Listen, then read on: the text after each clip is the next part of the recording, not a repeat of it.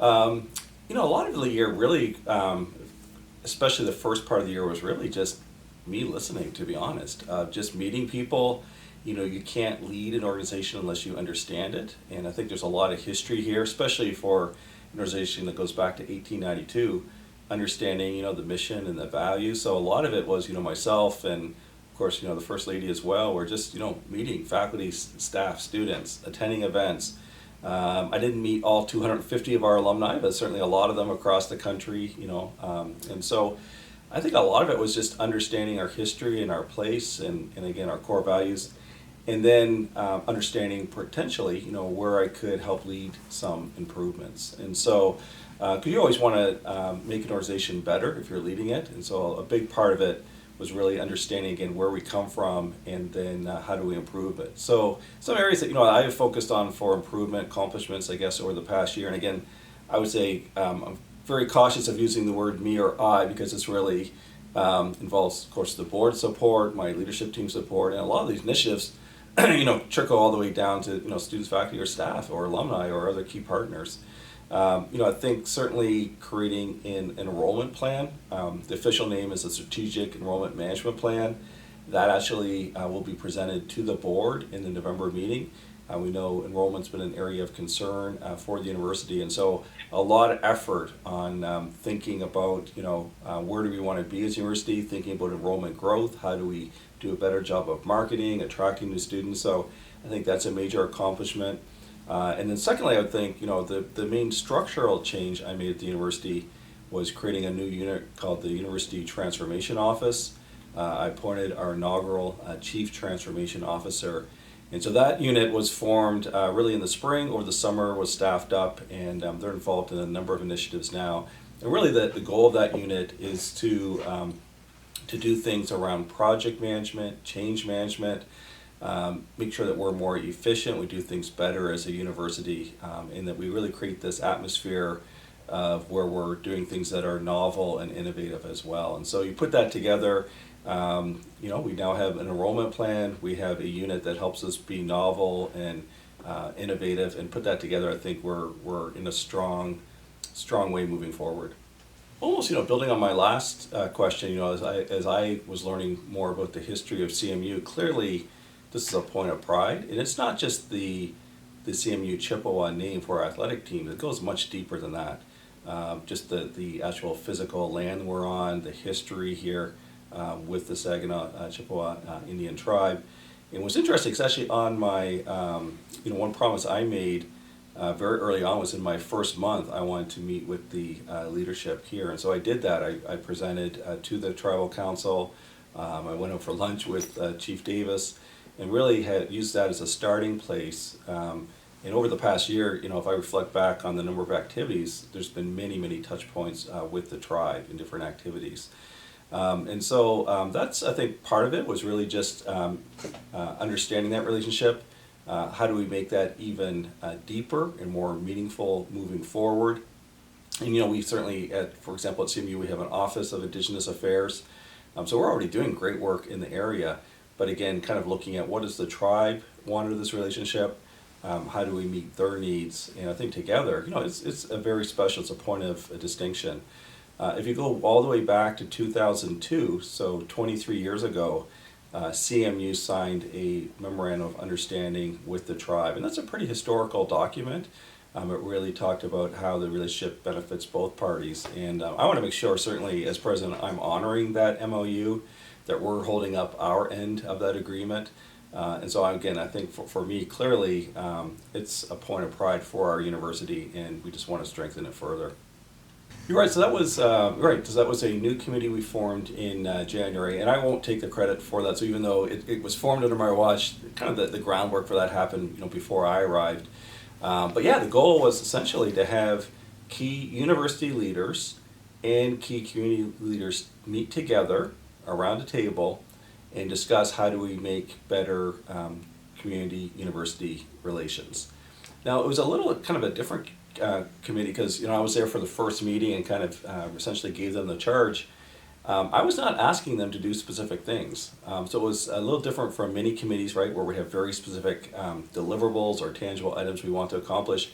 because I didn't want to impose or pretend for a moment that I knew, what we should do. And so again, we had really 28 experts around the table, 14 from the university and 14 from the community. And the goal is how do we strengthen those relationships. So they've been meeting on a regular basis. It's co-chaired by a community leader, one of our university leaders. And you asked, kind of for tangible things they've done. One of the most tangible things was that group actually applied for one of the GO grants, which was selected. So it was called Paint the Town Maroon. It was a $25,000 GO grant. And a lot of that was focused on this semester, kind of the start of it. How do we get the town fired up about all of our students returning and new students coming, like Trevor, who's here today. And so those things such as signage in businesses and T-shirts and just bigger events as well. We also had a downtown concert. And so really, we're in this together. If CMU is going to thrive and Mount Pleasant's going to thrive, we're going to be in this together, thriving together. And so really, I'm excited that committee continues to meet, continues to brainstorm over what new ideas that we should be doing. So really excited to see what comes out of that committee moving forward. And that was actually something that the board had asked me to take a look at even before I became president. Because a lot of my background was in academic healthcare, academic medicine. So for example, the university I came from was Georgia's only public academic health center, and it owned a health system, and I served on the board of that health system. So this was something really close to my heart. Certainly understand a lot of, again, almost going back to my first question, understanding first of all the history behind this. Why is it that we have our M1 and M2 students here in Mount Pleasant and M3 and M4 students in Saginaw?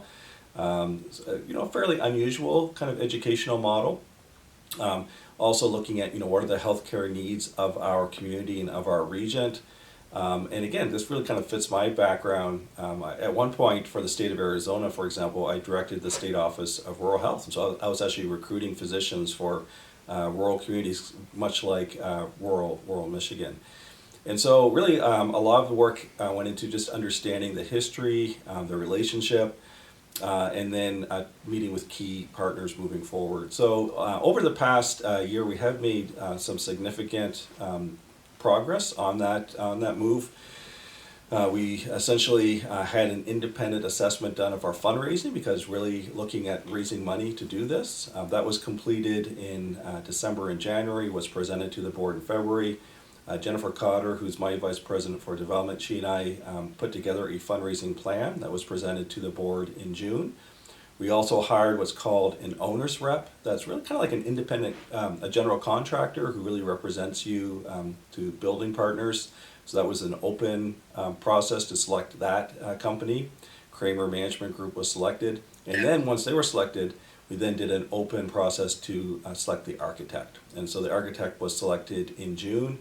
The firm that was selected has built medical schools before, so we're really excited to work with them. So where we are kind of right now, we are in the process of programming the building. So faculty, staff, and students in the College of Medicine are working closely with the architect on that. That work should be completed by the end of the calendar year. And then the next phase then would be building design. For the fundraising, we have raised approximately $50 million out of the $100 million that's needed. We expect some significant other gifts to come in before the holiday break. And so we're well on our way to raising the money that's needed. And then certainly at that point, then once the money is raised and the building is designed, it's just mapping out the timeline for the move. It's not something that's going to happen shortly. It takes a while to build a building. We're probably looking at least a 4-year window until the move happens. And so just making sure that everyone's comfortable and prepared for the move. We know that involve moving some faculty and staff. Certainly interim dean Tina Thompson, she's been meeting with the M1 and M2 classes to kind of understand kind of their needs as well, and then working with city leaders in Saginaw on kind of that end as far as like housing and safety and parking and issues like that as well. So we've made great progress on this, and looking forward to making the move probably in 4 years. Yeah, I think, it's interesting. As I mentioned, we did complete a fundraising assessment and a fundraising plan, and then again hired an owner's rep and hired a architect. And I think that new information together, the fundraising assessment and hiring the architect was allowed us to kind of refocus and refine the cost estimate. And so, for example, that $200 million figure included money to create an endowment for the College of Medicine. What we heard in doing the fundraising assessment was, the real focus was on the building itself. And so the building, again, with the new owner's rep and architect, we believe is $100 million, all in, including furniture and equipment and things like that. So really, what we're calling this is Advancing Health Together is the name of the initiative, and for that we have a $100 million goal. You're right, and certainly CMU was not the only university impacted by some changes going on with our federal government. Essentially, the changes were some challenges on staffing for embassies and consulates in foreign countries, some additional screening now when international students are applying for a visa.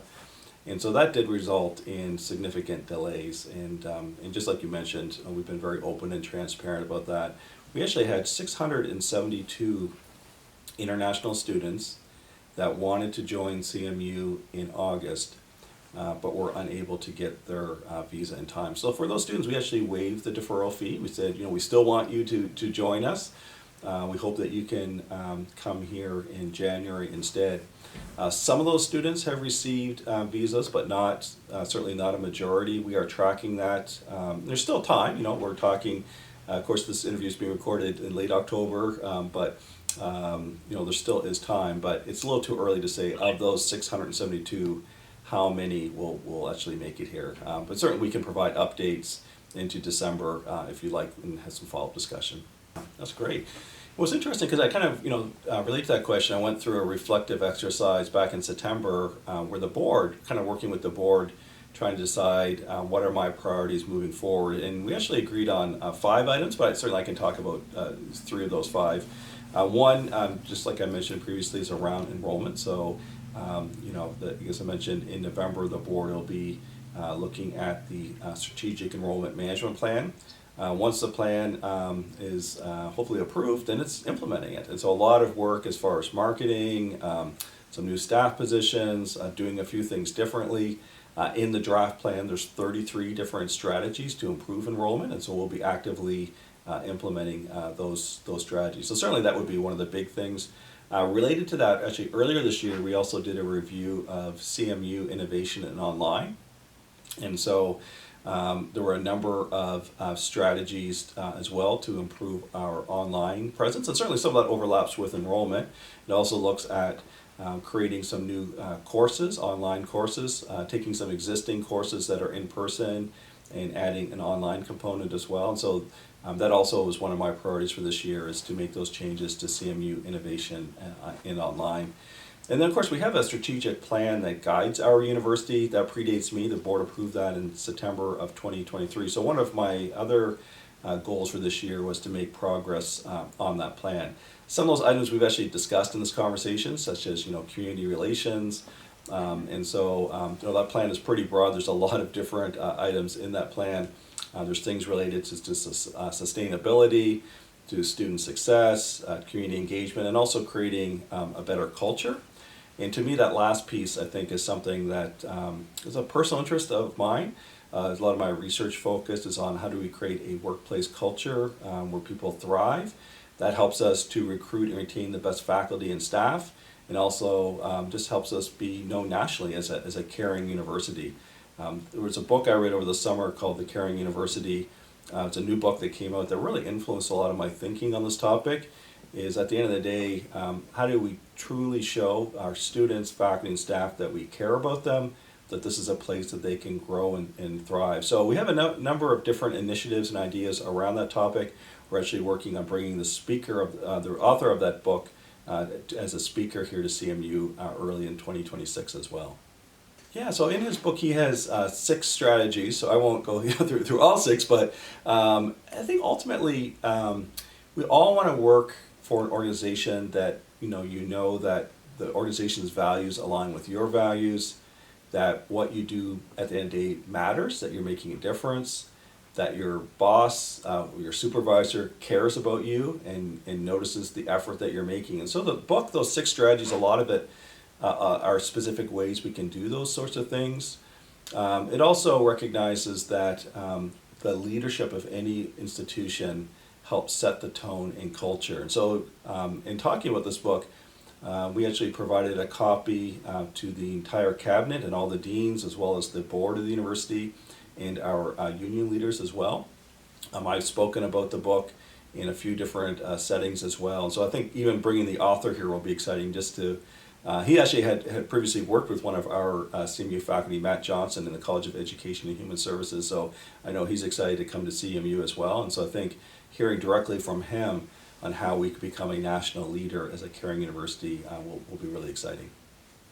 I think, there's so much in life is about attitude towards things, and certainly as a university president, every day is a different challenge, right? There's issues I can control and can't control. There are things that I just can't expect, but overall, I am so grateful looking back at the past year. I feel like I'm here on purpose for a purpose. It's been a wonderful fit for my wife and I. We feel embraced by this community, and every day I'm just shocked of how many amazing things are going on at CMU. And so I'll just give an example. Like 2 nights ago, our Bengali Student Association had a reception, and so they invited me to attend that. And just,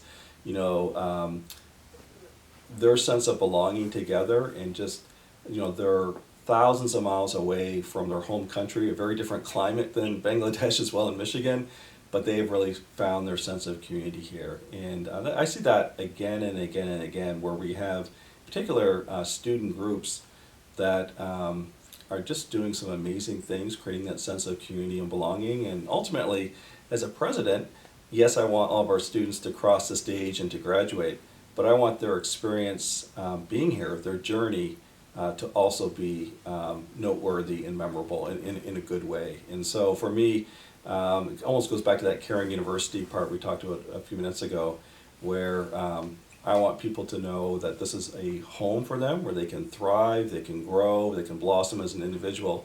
But also after they graduate, that relationship isn't over. That they're part now suddenly of our alumni family.